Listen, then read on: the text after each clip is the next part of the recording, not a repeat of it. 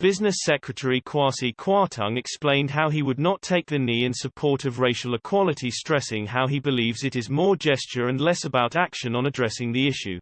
Mr. Kwarteng stressed he would never disrespect those that chose to take the knee, but said he was a man who focused on actual outcomes and taking action. He went on to slam how gestures are popular in corporate companies, but said how despite saying the right things, their mindset hasn't changed in attitudes towards racial equality. The business secretary went on to condemn the booing by fans of England players who took the knee at this year's Euro 2020. Mr. Kwarteng said, "People used to throw bananas at black players, so there has always been an ugly element to this. I don't think Priti Patel caused that. I think it has been in the game, regrettably, for many decades. And a lot of these trolls probably weren't listening to what Priti Patel was saying. They had their views and they expressed their ugly opinions in the way we all know."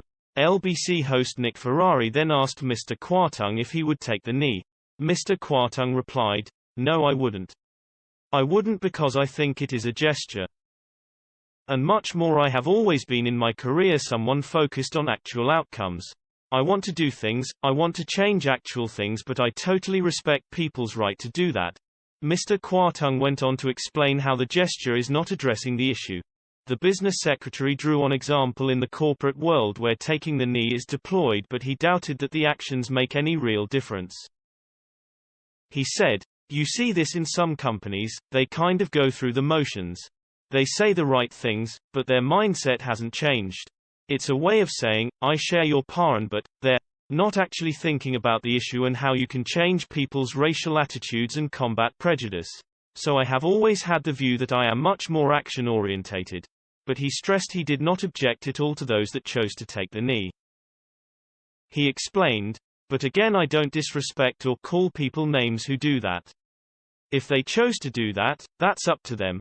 But they shouldn't be booed. I have always been against that."